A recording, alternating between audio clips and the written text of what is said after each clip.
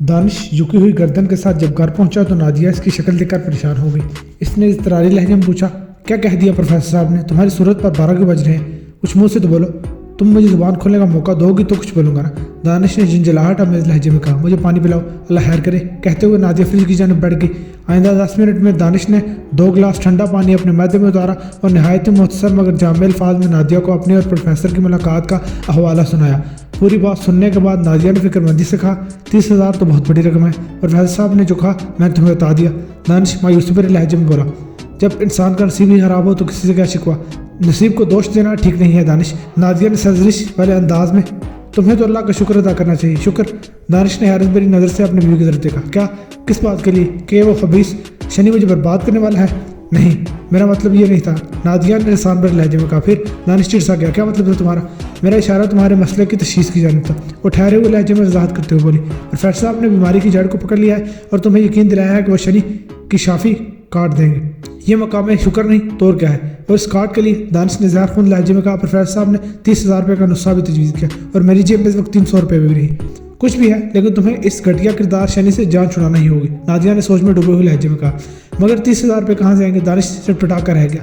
मैं इस वक्त जिन हालात से गुजर रहा हूँ, कोई मुझे 30 रुपये देने का रवादार नहीं। रकम का बंदोबस्त मैं करूँगी। नादिया ने चट्टानी लहजे में कहा। दानिश ने हैरत से और बेयकीनी के मिले जुले तासुरात के साथ इसकी तरफ देखा। तुम कहाँ से लाओगे इतनी बड़ी रकम? क्या कोई बैंक लूटने का इरादा है? हाँ, मैं अपने ही बैंक पर डाका डालूंगी। वो मुस्तहकम अंदाज बोली, मैंने अपनी ज्वेलरी फरोख्त करने का फैसला कर लिया। ये तुम क्या कह रही हो नादिया? वो ताज्जुब भरी नज़रों से बीवी को घूरते हुए बोला, तुम्हारे पास जेवर के नाम पर है ही क्या? 2-3 छोटी मोटी चीज़ें, जो भी है इसकी फरोख्त से 1 लाख से ऊपर भी ली जाएंगी। वो पुरज़म लहजे में बोली। दानिश कर्बनाक आवाज़ में बोला, नादिया मैं तुम्हारे इस फैसले से खुश नहीं हूँ, ये सब मुझे अच्छा नहीं लग रहा। दानिश वो इसकी आंखों में आंखें डालकर गहरी संजीदगी से बोली, हमारे मामला अच्छा या बुरा लगने से बहुत आगे निकल चुका है। हालात हमारे सामने है, फाकू की नौबत ना आए ये सोचकर हमने घर की इक्का दुक्का चीज़ें तो फरोख्त करना शुरू कर दी। अगर हमारे हालात में बेहतरी नहीं है तो वो दिन दूर नहीं जब जेवर की बारी भी आ जाएगी। इस माह के आखिर में मालिक मकान हमारा सामान बाहर फेंक कर फ्लैट हाली कर देगा। अगर हमारी इज्जत और खुददारी यूं ही सरे बाजार नीलाम हुए तो हम जिल्लत और रसवाई की ज़िंदगी जीकर क्या करेंगे? और अगर हम ना रहे तो फिर ये जेवर किस काम का? दानिश ने नादिया की जज्बाती वजाहत के सामने गर्दन झुका दी। अकल दानिश से एक कदम आगे बढ़कर हालात का तकाजा भी यही था। सरेंडर करने का वक्त आ गया था। दानिश अगले ही दिन एक बार फिर प्रोफेसर कापलेट के ऑफिस पहुंच गया। इसने रिसेप्शनिस्ट सबा को यह बताया कि वो प्रोफेसर को पेमेंट करने आया तो इसे टोकन लेकर अपनी बारी का इंतजार नहीं करना पड़ा। सबा ने प्रोफेसर को दानिश की आमद की इतला दी और ये भी बताया कि पैसों का बंदोबस्त हो गया है। तो एक क्लाइंट के निकलते ही प्रोफेसर ने इसे अपने पास बुला लिया। प्रोफेसर बड़े इत्तेफाक से मिला। दानिश ने 30,000 रुपये की करेंसी नोट प्रोफेसर के हवाले किए तो इसने गिने बगैर ही नोट अपनी मेज की दराज में रख ली। दानिश ने धीमे लहजे में कहा, अगर आप पैसों को गिन लेते तो मियाँ क्या तुम हमारे साथ कोई 2 नंबरी करोगे? प्रोफेसर ने इसकी बात मुकम्मल होने से पहले ही सवाल दाग दिया। नहीं सरकार, मेरी क्या मजाक? दानिश जुज़बुज़ होते हुए बोला, पैसों का मामला है ना, इसलिए मैंने कहा।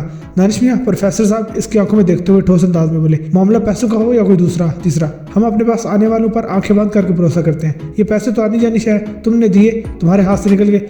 हमें तुम्हारे अमल के लिए इनसे सामान खरीदना है, ये हमारे साथ छोड़कर भी चले जाएंगे। ऐसी बेवफा चीज़ का क्या हिसाब रखे?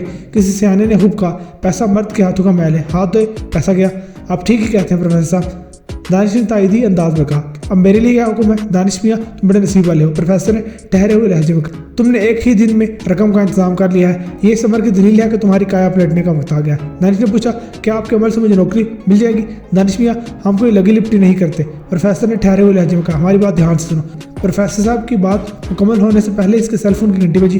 प्रोफेसर ने मेज़ पर से अपना सेलफोन उठाया और दानिश से ये कहते हुए फ़ोन कान से लगा लिया, 1 मिनट मियाँ। दानिश इस बात में सर हिलाकर रह गया। जनाब क्या हाल है? रस्मी लैक्स के बाद प्रोफेसर ने दूसरी जानिब बोलते हुए कहा। इधर से मर्द मजकूर ने अपनी हैरियत की खबर दी और कुछ कहा। प्रोफेसर इसकी बात से तवज्जो से सुनने के बाद बोला, किबला आप तो हमारे बिजनेस पार्टनर हैं, हम आपका काम नहीं करेंगे तो फिर किसका काम करेंगे? बस मुझे 1 दिन का टाइम दे दे, मैं आपकी पसंद के मुताबिक बकरा अरेंज करा दूंगा। प्रोफेसर फ़ोन पर गुफ्तगू करने के दौरान मुसलसल दानिश को भी तके जा रहा था। दूसरी जानिब बोलने वाले ने कहा। प्रोफेसर साहब ने इसके जवाब में तसल्लियामेज़ अंदाज में कहा, हज़रत आप बेफिक्र हो जाए, समझ ले आपका काम हो गया है। इस वक्त मैं अपने एक मोअज़्ज़ज़ क्लाइंट के साथ मौजूद हूँ, थोड़ी देर में आपको कॉल करता हूँ, फिर बकरे की उम्र, नस्ल, वज़न और दीगर तफसीलात आपको बताऊँगा। प्रोफेसर ने बात के इख्तिताम पर सेलफोन को मेज़ में रख दिया। दानिश से मुखातिब होकर बोला, ये मेरे एक दरीना रफ़ीक की कॉल थी, वो एक बिजनेसमैन है, हम दोनों अक्सर एक दूसरे से मिलते रहते हैं। वो हर ईद पर कुर्बानी का बकरा मुझी से मंगवाते हैं। तुम्हें पता है ना, ईद कुर्बान में एक ही मारा गया है, वो इसलिए बेचैन है। दानिश पूछे बगैर ना रह इसका। प्रोफेसर साहब, क्या आप मवेशियों की खरीदो फरोख्त भी करते हैं। हम तो नहीं, हमारा एक अकीदतमंद ये कारोबार करता है। वो वजाहत करते हुए बोला, हम इस अकीदतमंद से कह देंगे वो एक शानदार सेहतमंद का बकरा हमारे दोस्त के घर पहुंचा देगा, वो भी मुनासिब कीमत पर। नमाती तौक़ुफ़ करके इसने गहरी सांस ली। फिर दानिश को मुखातिब करते हुए बोला, दानिश मियाँ, अगर तुम्हें कुर्बानी के लिए बकरे की ज़रूरत हो तो हमें बता देना, मार्केट से कहीं कम रेट पर तुम्हें अच्छा बकरा दिलवाऊंगा। इस साल तो मुमकिन नहीं है, दानिश ने बेचारगी से कहा। आप तो सब जानते हैं कि मेरी हालत पतली हो रही है, अभी तो खाने के लाले पड़े हुए हैं। मायूसी कुफ्र से भी बदतर गुनाह है। प्रोफेसर ने गहरी संजीदगी से कहा, तुम हमारे पास आ गए हो, अब किसी फिक्र या परेशानी की जरूरत नहीं, तुम्हारे हालात को बदलना हमारी जिम्मेदारी है। दानिश ने अपने सवाल को दोहराया, प्रोफेसर साहब, आपके अमल से मुझे नौकरी कब तक मिल जाएगी? हम आज रात में एक खास वक्त पर तुम्हारे लिए 2 नक्श तैयार करेंगे। प्रोफेसर ने दानिश के सवाल के जवाब में बताया, एक नक्श हिरन की जली पर ज़ाफ़रान से लिखा जाएगा और दूसरा नक्श इब्राक की तख्ती पर मुश्क से। क्या तुमने मुश्क का नाम सुना है? जी प्रोफेसर। वो उस बात में सर हिलाते हुए बोला, मैंने मुश्क को देखा तो नहीं, लेकिन इसके नाम से वाकिफ हूँ। सुना है ये बहुत महंगा होता है। तुमने बहुत ठीक सुना है, इसलिए तो हमने तुमसे इतने पैसे लिए हैं। प्रोफेसर ने मुअत्तदिल अंदाज में कहा, मैं अपने अमलियात से बिल्कुल असल और खालिस चीज़ें इस्तेमाल करता हूँ, इसलिए फौरी असर भी होता है। ज़ाफ़रान की भी कोई कम कीमत नहीं है। दानिश मियाँ, जी प्रोफेसर साहब। दानिश ने तायदी अंदाज में सर हिलाया। कल सुबह तुम ये दोनों नक्श सभा से ले जाना, हम से मिलने की जरूरत नहीं, तरीका इस्तेमाल भी हम बता देते हैं। दानिश समाधान गोश हो गया।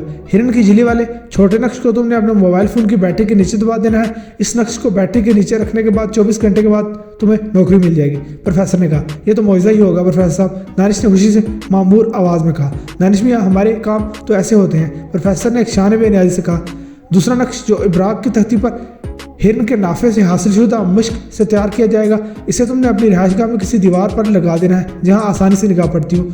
ये नक्श किस मकसद के लिए है प्रोफेसर साहब? दानिश ने अपनी मालूमात की गर्ज से सवाल किया।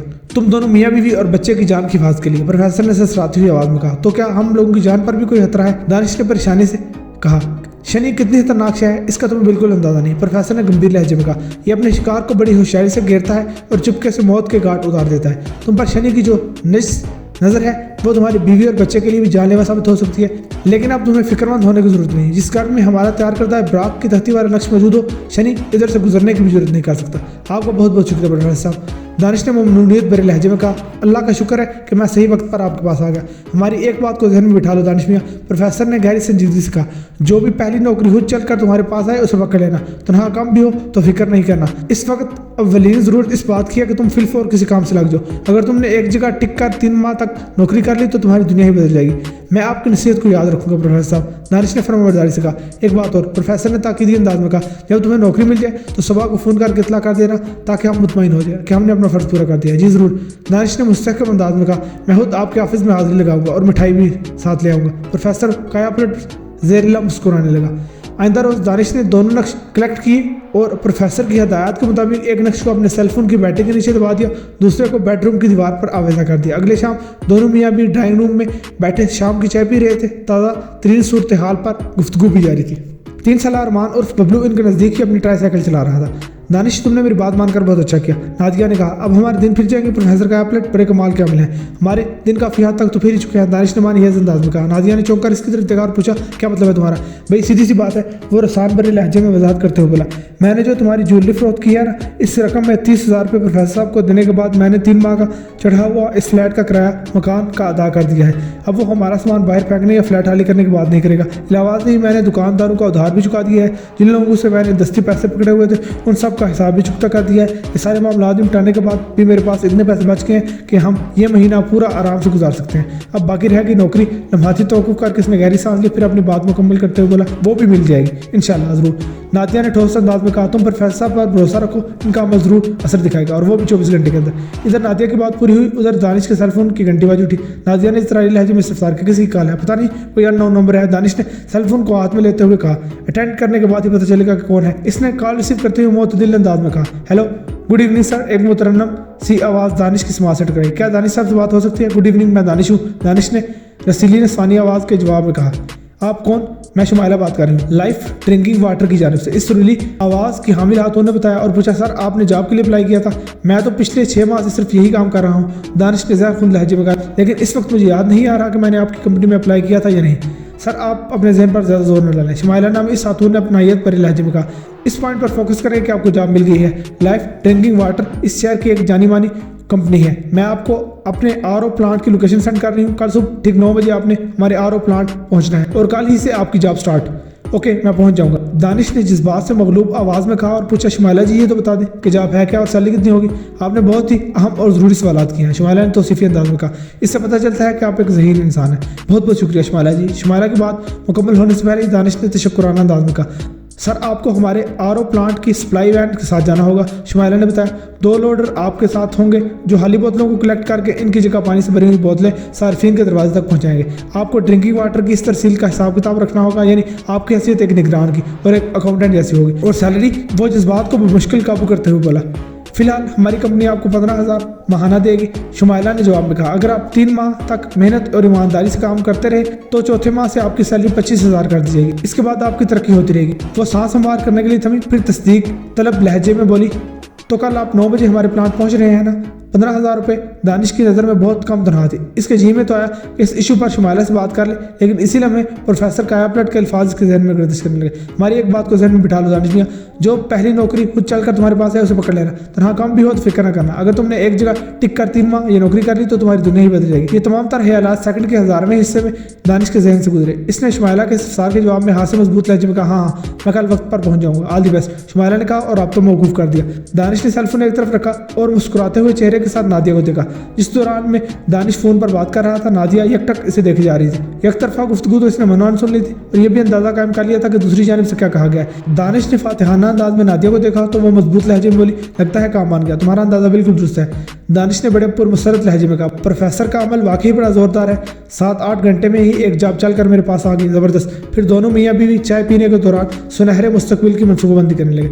माहिर अमलियात व तावीज़ात काट और लोड पलट के माहिर प्रोफेसर काया पलट हस्बे मामूल अपने ऑफिस में बैठा हुआ था कि इसके सेलफोन की घंटी बाजी उठी। इसने कॉल रिसीव करते हुए करारी आवाज़ में कहा, किबला आप कैसे हैं? शुक्र अल्हम्दुलिल्लाह। दूसरी जानिब बोलने वाले ने कहा, मैं ठीक हूँ सरकार, आप सुनाएं।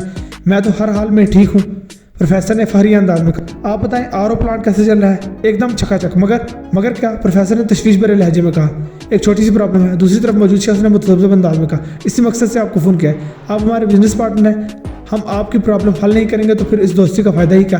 प्रोफेसर ने अपना आयत भरे लहजे में कहा, आप हुक्म करें, हम क्या खिदमत कर सकते हैं? साईं आप तो जानते ही हैं, धंधा कोई भी हो हमारे लिए लेबर की ज़रूरत होती है। इस शख्स ने इजहार मुद्दा करते हुए कहा, मेरा वाटर सप्लाई का काम बहुत ज़्यादा फैल गया है, मुझे अपने प्लांट के लिए 2-4 ऐसे गधों की फौरी ज़रूरत है जो आधी तरह पर दुगनी मेहनत कर सकते हो। 2 माह पहले ही हमने आपको एक ऐसा गधा दिया तो था, वो गधा घास चरने निकल गया है। इस शख्स ने झंझला कर जवाब दिया। एक दूसरे प्लांट वाले ने इसे ज़्यादा तनख्वाह की पेशकश की तो वो मुझे छोड़कर चला गया। दिल छोटा ना करें जनाब, प्रोफेसर ने तसल्लिया में अंदाज में कहा, हमने तो आपको नहीं ना छोड़ा, आप एक गधे के काम में दुबले ना हो, हम आज ही कुछ करते हैं। साईं इस बार एक गधे से काम नहीं चलेगा, हमने आपकी ज़रूरत को जहन नशीं कर लिया है। प्रोफेसर ने इसकी बात मुकम्मल होने से पहले ही कह दिया, जब तक आसमान पर शनि और ज़मीन पर परेशान हाल गधे मौजूद है, हम दोनों का बिजनेस यूं ही चलता रहेगा। क्या समझे आप? सब समझ गए सरकार। इस शख्स ने जल्दी से कहा, आप महान हैं, आप कलाकार हैं साईं। जवाब में प्रोफेसर कायापलट का एक मकरूह शैतानी कहका गूंज उठा और सेलफोन इसने साइड पर रख दिया।